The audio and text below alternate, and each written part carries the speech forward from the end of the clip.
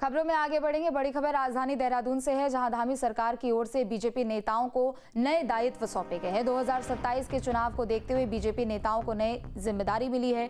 ध्रुव Rautela media सलाहकार समिति उपाध्यक्ष बने हैं, तो विनोद सुयाल को युवा कल्याण में जिम्मेदारी मिली है।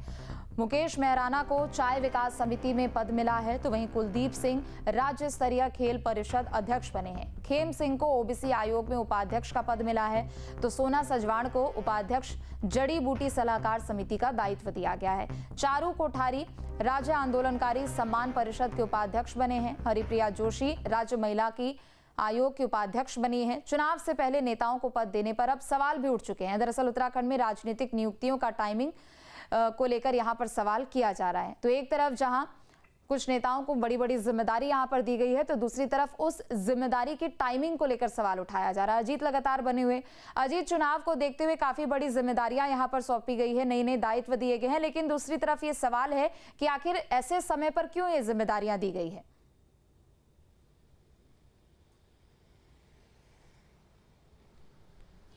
देखिए, ऐसा है कि जब पार्टी सत्ता में होती है तो विधायक के टिकट, विधायक बनाना, एमपी बनाना, मंत्री बनाना, ये एक लिमिटेड संख्या होती है। तो जो विधायक बनते हैं वो सभी लोग मंत्री नहीं बन पाते हैं, उनमें भी कुछ को निराश होना पड़ता है, इंतजार करना पड़ता है। पार्टी की एक सोच होती है, कोई भी राजनीतिक दल हो, अगर कोई एमपी, विधायक और मंत्री नहीं बन सकता तो उनको ऐसे लोग जो लगातार काम करते रहते हैं पार्टी के लिए उनको कुछ ऐसे दायित्व दिए जाएं जिनसे उनको सरकारी खर्चे पर घूमने फिरने का, ऑफिस में काम करने का, ये सारी सहूलियतें मिल जाएं, उन्हें एक दर्जा मिल जाए और उनका एक वेतनमान होता है। इसी तरह से ये तीसरी चौथी लिस्ट है जिसमें तकरीबन 1 दर्जन से ज़्यादा लोगों को दायित्व दिए गए हैं।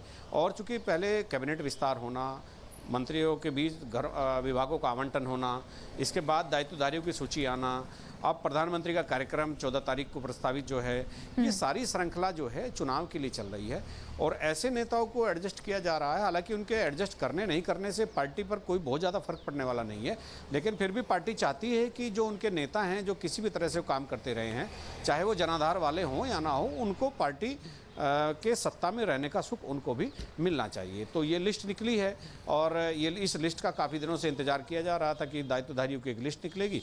तो ये लिस्ट तकरीबन कल शाम के समय जारी हो गई थी और कई 1 दर्जन से ज़्यादा भाजपा नेताओं को इसमें दायित्वों से नवाजा गया है। जी, तो क्या एक तरीके से अब समझा जाए कि चुनाव को लेकर एक तरफ जहां बैठकों का दौर हम पिछले कुछ दिनों से लगातार देख रहे थे और अब नई जिम्मेदारियां लोगों को मिल चुकी है, तो जाहिर सी बात है कि जमीनी स्तर पर अब लोग काम करते हुए भी नजर आएंगे, क्योंकि इलेक्शन ईयर का एक तरीके से आगाज भी हो चुका है।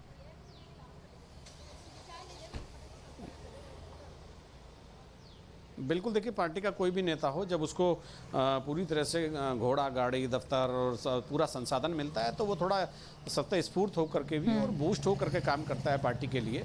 ये ऐसा माना जाता है और ऐसा होता भी रहा है। तो इसीलिए चुनाव से पहले उन तमाम नेताओं को एडजस्ट करने की कोशिश हो रही है कि जो पार्टी के साथ लंबे समय से चले आ रहे हैं और उनको किसी भी तरह से कहीं कोई ओहदा या कोई विधायक बनने का या एमपी बनने का या मंत्री बनने का चांस नहीं मिल सका है, या वो पार्टी संगठन में पदाधिकारी भी नहीं बन पाए हैं, तो उनको फिर इस तरह के दायित्वों से नवाजा जाता है। सरकार के हाथ में होता है, सरकार ने ये लिस्ट कल जारी कर दी है। जी, शुक्रिया तमाम जानकारी अपडेट के लिए।